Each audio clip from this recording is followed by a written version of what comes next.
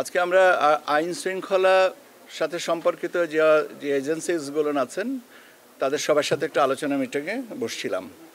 এটা আমাদের মোটামুটিভাবে নির্বাচন প্রস্তুতি, আইন শৃঙ্খলা সংক্রান্ত নির্বাচন ব্যবস্থা নিয়ে যত প্রস্তুতিমূলকের এটাই হচ্ছে পেনাল্টিমেট। এরপরে হয়তো আমরা প্রয়োজনে হয়তো বিচ্ছিন্নভাবে ছোট ছোট অবস্থায় সংশ্লিষ্ট বাহিনীর সাথে বসবো। কিন্তু মোটামুটিভাবে আজকে মোটা দাগে যে জিনিসগুলোকে বলা হয়েছে আমি ব্রড ফ্রেম অফ রেফারেন্সটা আপনাদেরকে জানিয়ে দিচ্ছি। সংশ্লিষ্ট বিষয়, দ্যাট ইজ আইন শৃঙ্খলা বিষয়ে লিড মিনিস্ট্রি হিসেবে স্বরাষ্ট্র মন্ত্রণালয় দায়িত্ব পালন করবে। তারা গাইডলাইন্স, প্রিন্সিপালস যেগুলো আছে কীভাবে কী কাজ করবেন না করবেন সে সম্পর্কে তারা অন্যান্যবারের মতন দিক নির্দেশনা দেবেন। ইলেকশন কমিশনে আমরা ওভারঅল মনিটরিং এবং কোঅর্ডিনেশনটা আমরা দেখব। ওভারঅল মনিটরিং অ্যান্ড কোঅর্ডিনেশনটা দেখা হবে নির্বাচন কমিশন থেকে। এখানে আমরা একটা মনিটরিং সেল করব, আর সে সাথে সাথে মনিটরিং সেলগুলোর সাথে আবার রেসপেক্টিভ বাহিনীগুলোর সাথে একটা সংশ্লিষ্টতা বা কোঅর্ডিনেশনটা থাকবে। এখন সেলের সাইজ কত হবে, কতজনের প্রতিনিধি হবে, এটা সম্পর্কে কোনো সুনির্দিষ্টভাবে এখনও বলা হয়নি। প্রতিনিধিদের সংশ্লিষ্ট জায়গা থেকে যারা যে নাম্বারটা আসবে আমরা সেইভাবে এটা কোঅর্ডিনেট করে নেব। এর সাথে আমাদের আরেকটা থাকবে সাইবার সিকিউরিটি সেল, যেখানে সোশ্যাল মিডিয়া প্ল্যাটফর্মগুলোকে মনিটর করা হবে, যে অপতথ্য সংস্কৃতি থেকে আমরা যেন মুক্ত থাকতে পারি। এখানে আপনারা জানেন যে ইউএনডিপি এর সাথে একটা ওদের প্ল্যাটফর্ম আছে, সেটা আমরা ব্যবহার করব।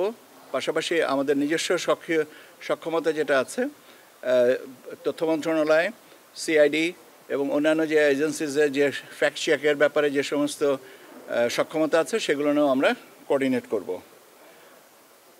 কমিউনিকেশন স্ট্র্যাটেজি হবে দুটো, top down and bottom up. That is শুধুমাত্র ফ্লো অফ ইনফরমেশন উপর থেকে নিচে যাবে এবং সেই অনুযায়ী কাজ হবে তা না, সেটার পাশাপাশি নিচে থেকেও উপরে আসবে। নিচ বলতে আমি যে একদম গ্রাউন্ড লেভেল পর্যন্ত বোঝাচ্ছি, যে সেইখান থেকে আমাদের উপরে আসবে এবং প্রয়োজনীয় সমন্বয়টা সেইভাবে সাধন করা হবে। আমাদের ডেপ্লয়মেন্ট প্ল্যানে মূলত আপনার তিনটা ভাগে ডেপ্লয়মেন্ট প্ল্যানটাকে করা হচ্ছে। একটা হচ্ছে স্ট্যাটিক, সেটা হচ্ছে যে কেন্দ্রভিত্তিক, কেন্দ্রে কিছু নিরাপত্তা কর্মী থাকবেন, ওখানে স্ট্যাটিক থাকবেন। এর সাথে আমাদের চেকপোস্ট, বিভিন্ন জায়গায় চেকপোস্টের মাধ্যমে স্ট্যাটিক চেকপোস্ট হতে পারে, মোবাইল চেকপোস্ট হতে পারে।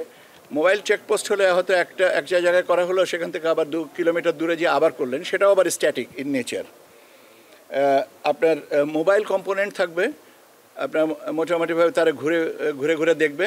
এখন একটা মোবাইল কম্পোনেন্ট যে কয়টা আপনার সেন্টার বা কয়টা কেন্দ্রকে বিবেচনায় রাখবেন, এটা এখনও পর্যন্ত সংশ্লিষ্ট বাহিনী থেকে বলা হবে যে তারা 3টা না 4টা নাকি 5টা নাকি 10টা, সেটা নির্ভর করবে জিওগ্রাফিক্যাল লোকেশন, অ্যাক্সেস রোড ইত্যাদির উপরে। সেটা নিয়ে সংশ্লিষ্ট বাহিনীগুলো তাদের ব্যবস্থাটা নেবেন। আর একটা থাকতে হবে সেন্ট্রাল রিজার্ভ। তাহলে তিনটা আমাদের ডেপ্লয়মেন্ট প্ল্যানে হচ্ছে তিনটা কম্পোনেন্ট স্ট্যাটিক, একটা হচ্ছে যে মোবাইল কম্পোনেন্ট, আর একটা হচ্ছে সেন্ট্রাল রিজার্ভ। এটা আগে থেকেই করা হবে। এইটা ওনাদের ব্যবস্থাটাকে বলবেন। এখনও পর্যন্ত আমাদের গাইডলাইন্সটা দিয়ে দেওয়া হয়েছে, এখন রেসপেক্টিভ বাহিনী থেকে এটা বলবেন। আর এর সাথে আমরা প্রচলিত অর্থে যেটা স্ট্রাইকিং ফোর্স বলি, সেটাও আপনার এই তিনটা ভাগে ভাগ করা হচ্ছে, যাদের মোটামুটিভাবে সক্ষমতাটা হচ্ছে যে মোবিলিটি টু মুভ, মানে possibility to move, that is মোবিলিটিটা একটা দেখার ব্যাপার আছে। ডেটারেন্সটা যেন ঠিক মতন হয়, আর এফেক্টিভ, সময় উপযোগী, যেটা যখনকার তখন, সকালেরটা যেন বিকালে না হয়, এরকম একটা। আর এর সাথে সাথে আমাদের এনটিএমসি আমাদের যে একটা পূজার সময় একটা অ্যাপ ডেভেলপ করেছিল, সেই অ্যাপটাও আমরা ব্যবহার করব। আমরা বলি সাইবার সিকিউরিটির বিষয়টা আমরা। আর মূলত এই হচ্ছে আমাদের স্ট্র্যাটেজিক প্ল্যানটা। এর সাথে আরও কতগুলো জিনিস আসছে প্রাসঙ্গিক ক্রমে। সেটা হচ্ছে যে আমাদের সবসময় একটা কন্টিনজেন্সি প্ল্যান রাখার দরকার, যে এটা যদি প্ল্যান এ যদি হলো একই সাথে 2-3টা জায়গায় যদি হয় তাহলে কন্টিনজেন্সি প্ল্যানটা, সমস্যা যদি 2-3টা জায়গায় হয় তাহলে একটা জায়গায় ডিপ্লয়মেন্ট হয়ে গেলে সেকেন্ড বা থার্ড জায়গাটাতে থাকবে না। কাজে স্কেল ডাউন করে হলেও মোটামুটিভাবে কন্টিনজেন্সি প্ল্যানটা থাকতে হবে যেন ব্যাকআপ আসপেক্টটা থাকে। টেকনোলজির ব্যবহার, সর্বোত্তম ব্যবহারটা করা যেতে পারে। এখানে যেমন আমাদের পার্বত্য চট্টগ্রামের কিছু কিছু জায়গায় মোবাইল অ্যাক্সেসটা রেস্ট্রিক্টেড আছে, সেটাকে কি করে, রেস্ট্রিক্টেড মানে কি, মানে পুরোপুরি জায়গায় আমাদের পাওয়া কভার করে না, সেইটার ব্যাপারে বিষয়টা নিশ্চিত করার ব্যাপার। বডি ওন ক্যামেরা ব্যবহার করার ক্ষেত্রে ইন্টারনেট ফ্যাসিলিটিসের কথা বলা হয়েছে, যে ওখানেও যেন এটা আমরা মোটামুটিভাবে নিশ্চিত করতে পারি সার্ভিস প্রোভাইডারদের কাছ থেকে। যে সমস্ত আর্মস রিকভারি করা যায়নি সেটা থেকে আরও তৎপরতা হতে হবে। লস্ট আর্মস এবং ইলিগাল আর্মস এই দুটোর ব্যাপারে যেগুলো গোয়েন্দা তৎপরতা বাড়াতে হবে এবং যেন এটা ঠিক মতন হয়। সন্ত্রাসী যারা আছেন চিহ্নিত, তাদের বিষয়ে আরও নজরদারি রাখতে হবে এবং প্রয়োজনে তাদেরকে আইনের আওতায় আনতে হবে।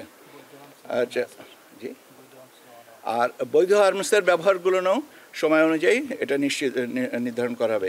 আমাদের মাঠ পর্যায়ে যে electoral inquiry committee, judicial magistrate, executive magistrates এরা থাকবেন। আপনারা জানেন এর পাশাপাশি সেনাবাহিনীর মানে আপনার ম্যাজিস্ট্রিয়াল পাওয়ার 28শে ফেব্রুয়ারি পর্যন্ত, আগামী বছরের 28শে ফেব্রুয়ারি 2026 পর্যন্ত বর্ধিত করা হয়েছে, তারা সেটা এনজয় করবেন। পোস্টাল ভোটের ব্যাপারে যেটা আছে সেখানে মূলত 4টা জিনিসের উপরে খুব বেশি নজর দেওয়া হচ্ছে। সেটা হচ্ছে যে আমাদের যে বিদেশ থেকে যে পোস্টাল ভোটগুলো আসছে, আউট অফ কান্ট্রি ভোটিং, সেটা হচ্ছে এয়ারপোর্ট এবং তেজগাঁ যে সেন্টার, সর্টিং সেন্টার যেটা আছে, মেল ডেলিভারি এবং মেল সর্টিং সেন্টার, এখানে ডাবল নিরাপত্তা বা দ্বৈত নিরাপত্তার আচরণে সমন্বয় করে রাখতে হবে। ট্রান্সপোর্টেশনটা যেটা আছে সেটা হচ্ছে যে এই সমস্ত সর্টিং করার পরে রেসপেক্টিভ রিটার্নিং অফিসারের কাছে পাঠানোর ব্যাপারে রাস্তার নিরাপত্তা এবং এটা সম্পূর্ণভাবে নজরদারিতে রাখা। রিটার্নিং অফিসারের কেন্দ্রের কাছে যখন পৌঁছাবে, তার কাস্টডিতে যখন থাকবে, সেখানে নিরাপত্তাটা নিশ্চিত করা এবং কাউন্টিংয়ের সময় যেন প্রয়োজনীয় নিরাপত্তাটা দেখা হয়।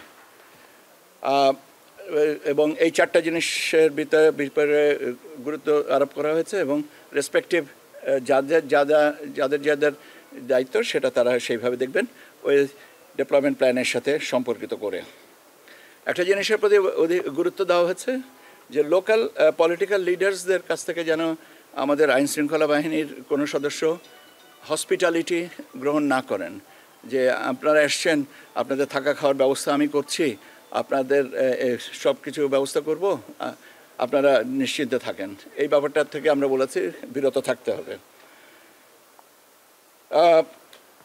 যানবাহনের স্বল্পতার বিষয়টা বলা হয়েছে।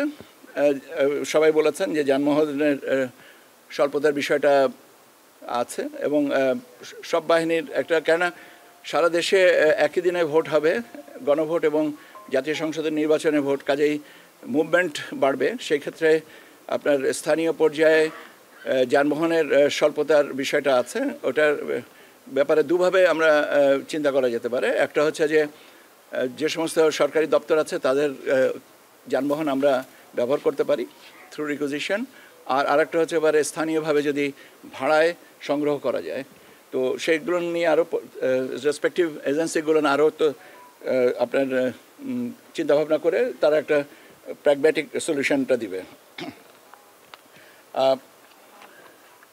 আমরা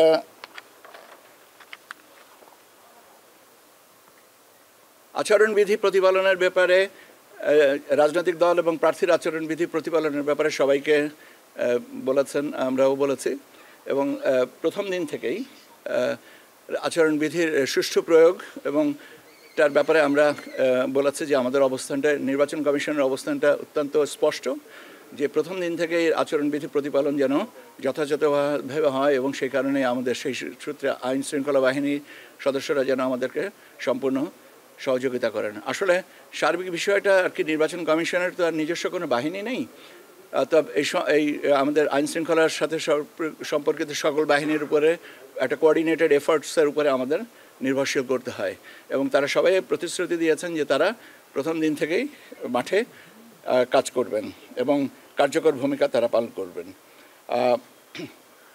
মোটামুটিভাবে এইগুলো নিয়ে আজকে আলোচনা হয়েছে এবং আমরা এইটাই। আর এরপরে আমি এটা বলেছি যে যদি আমাদের মনে হয় যে আরও কিছু কোনো স্পেসিফিক কোনো প্রসঙ্গ থাকতে পারে তা তখন আমরা তাদের সাথে 1-to-1 আলোচনা করব অথবা গ্রুপে আলোচনা করব, সেটা আর একটু সময় লাগবে। জি, আস্তে আস্তে ভাবে বলা হয়নি, আমাদেরকে বলেছেন যে তারা আমাদের এই নির্বাচনকে সুষ্ঠু সর্বোত্তকরণের বিষয়ে তাদের যে অ্যাসেসমেন্টস আছে বা তাদের যে ভূমিকা আছে সেটা তারা পালন করবেন। কাজেই যে কোনো চ্যালেঞ্জ মোকাবেলায় তারা সদা প্রস্তুত থাকবেন, কিন্তু কোনো নির্দিষ্টভাবে বলা হয়নি যে এইটাই চ্যালেঞ্জ বা এটা চ্যালেঞ্জ না, এটা তাদের নিজস্ব পদ্ধতিতে তারা অনুসরণ করে এটা সমাধান করবেন।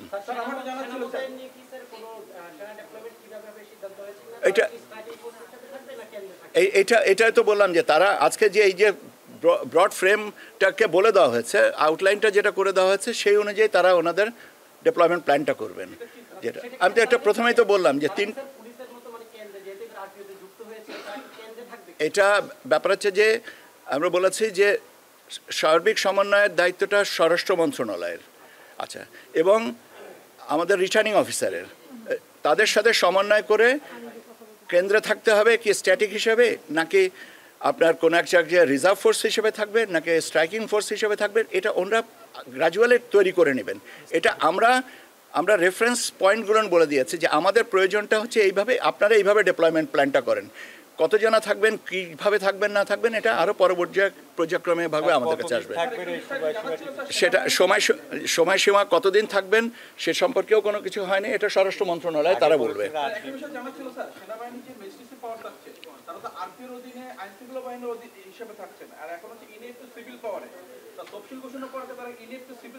এটা কন্টিনিউ করবে, তাদের ম্যাজিস্ট্রিয়াল পাওয়ার 28শে ফেব্রুয়ারি 2026 পর্যন্ত ইনএইড টু সিভিল পাওয়ার যেটা দেওয়া হয়েছে সেটা কন্টিনিউ করবে।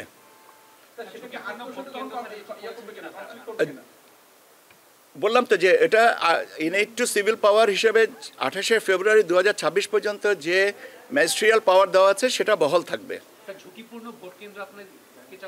না, এখনো পর্যন্ত ঝুঁকিপূর্ণ ভোট কেন্দ্র আমার কাছে এই তথ্যটা নাই। এটা রেসপেক্টিভ এজেন্সিগুলো তাদের মতন অনুযায়ী করে আমাদের হয়তো পরবর্তীতে আরো জানালে আমি আপনাদেরকে জানিয়ে দেবো। জি, ইসির পক্ষ থেকে ডেপ্লয়মেন্ট প্ল্যানটা বলে দেওয়া হয়েছে যে আপনারা এইভাবে আপনাদের বাহিনীগুলোকে সাজাবেন।